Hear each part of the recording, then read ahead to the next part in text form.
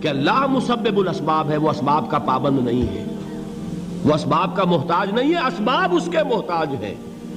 اگر یہ یقین ہے تو اللہ پر ایمان ہے، یہ نہیں ہے تو تمہارا ایمان اسباب پر ہے، وسائل پر ہے، ذرائع پر ہے، مادیات پر ہے، اللہ پر نہیں۔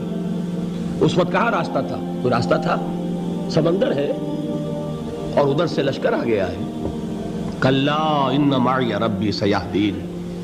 اب دیکھیے ایمان کہہ دینا آسان ہے، ہوا معکم اینما کنتم، جہاں کہیں بھی تم ہوتے ہو اللہ تمہارے ساتھ ہوتا ہے، لیکن اس کا یقین قائم ہو جائے تو زمین و آسمان کا فرق واقع ہو جائے۔ یہی بات ہوئی حضور کے ساتھ۔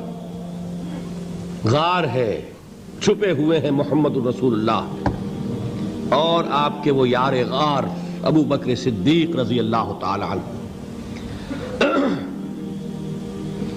اقبال نے حضرت ابو بکر کی شان میں چند اشعار کہے صرف، لیکن واقعہ یہ ہے کہ بھاری بھاری نظموں پر اور قصیدوں پر بھاری ہے، طویل ترین نظمیں اور قصیدے ہوں ان پر بھاری ہے۔ ہمت ابو بکر کی ہمت جو ہے، کشت ملت را جو ابر، جیسے بارش سے کھیتی اپجتی ہے، ابو بکر کی ہمت اور عزیمت اس امت کو اسی طرح سینچنے والی ہے۔ ثانی اسلام و غار و بدر و قبر، وہ دوسرے تھے اسلام میں، دوسرے پہلے کون تھے؟ انا اول المومنین، حضور فرماتے ہیں سب سے پہلا ایمان لانے والا میں، دوسرے ابو بکر۔ ویسے ہمارے ہاں یہ چلتا ہے اختلاف، حضرت علی پہلے ہیں کہ حضرت ابو بکر پہلے ہیں، لیکن اس میں بڑی خوبصورت تطبیق قائم کی ہے علماء نے اور بہت صحیح ہے۔ چار کے بارے میں فیصلہ ہی مت کرو کہ کون پہلے ہے، ان کی ایک عجیب تقسیم کر دی ہے۔ آزاد مردوں میں، بالغ مردوں میں سب سے پہلے ابو بکر، بچوں میں سب سے پہلے علی، خواتین میں سب سے پہلے خدیجہ، اور غلاموں میں سب سے پہلے زید ابن حارثہ۔ بڑی پیاری تقسیم ہے، یہ چاروں ہی پہلے ہیں، ہر ایک کے لیے اولیت ہے۔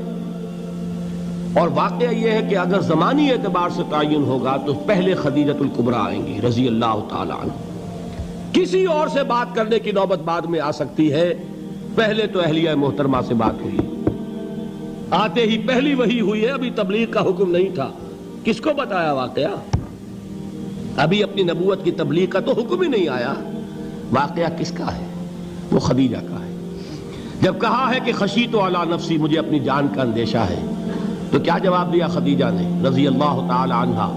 وہ صدیقۃ الکبریٰ ہے۔ صدیقات جو ہیں خواتین، ان میں چوٹی پر خدیجۃ الکبریٰ ہے رضی اللہ تعالی عنہا، اور صدیق جو مرد ہیں ان میں صدیق اکبر ہے ابو بکر صدیق رضی اللہ تعالی عنہ، لیکن صدیقات میں چوٹی پر۔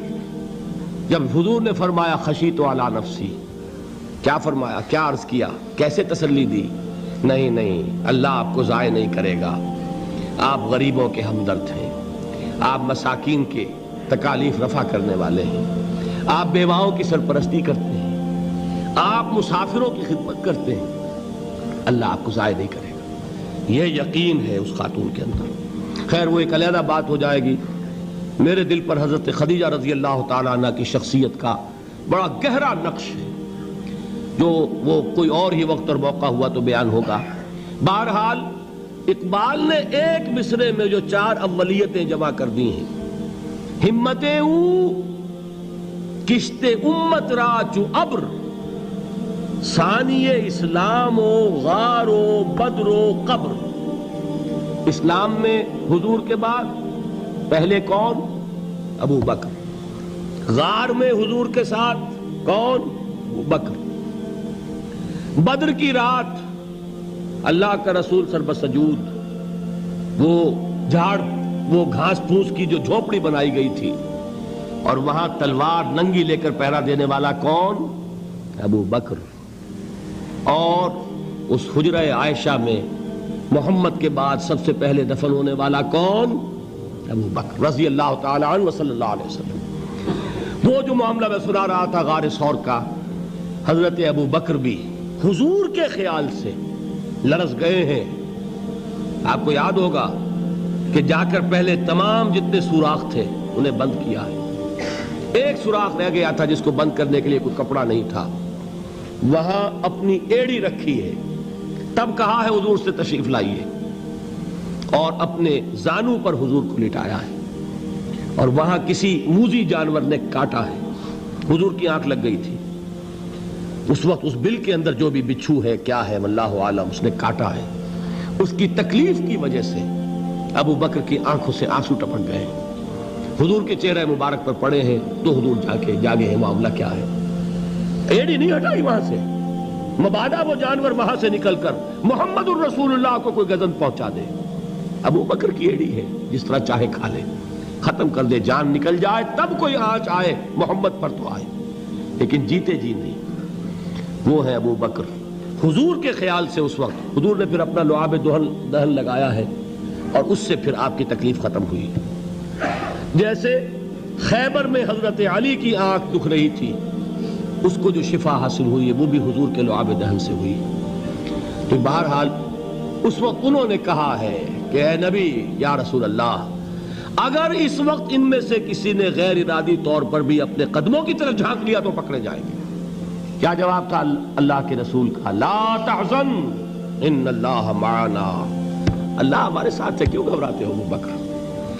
یہ ہے ایمان باللہ, میرا مالک اللہ, میرا رازق اللہ, میرا محافظ اللہ, میرا مددگار اللہ, میرا پشت پناہ اللہ, میرا دوست اللہ. یہ دوستی ہے اللہ کی جو لب لباب ہے, حاصل ہے ایمان کا. اسی کا نام ولایت ہے. اولیاء اللہ کے سروں پر سینگ نہیں ہوتے. جس کے دل میں ایمان راسخ ہو چکا ہو وہی اللہ کا ولی ہے. جسے اللہ پر یقین ہو چکا ہے وہی اللہ کا ولی ہے. جسے یقین ہے اللہ میرے ساتھ ہے, میرا مددگار, میرا پشت پناہ, میرا ساتھی, میرا دوست, میرا محبوب, میرا محب. اللہ اہل ایمان سے محبت کرتا ہے. واللہ یحب الصادقین. ان اللہ یحب الذین یقاتلون فی سبیلہ صفا کانہم بنیان مرصوص. اللہ محبت کرنے والا, اہل ایمان محبوب, اور اہل ایمان محبت کرنے والے اللہ محبوب. والذین آمنوا اشد حبا للہ. آپ تصور کیجئے جسے یہ رشتہ ایمان یا رشتہ ولایت حاصل ہو جائے, الا ان اولیاء اللہ لا خوف علیہم ولا هم یحزنون. آگاہ ہو جاؤ, اللہ کے دوستوں کے لیے نہ کوئی خوف ہے نہ کوئی حزن ہے.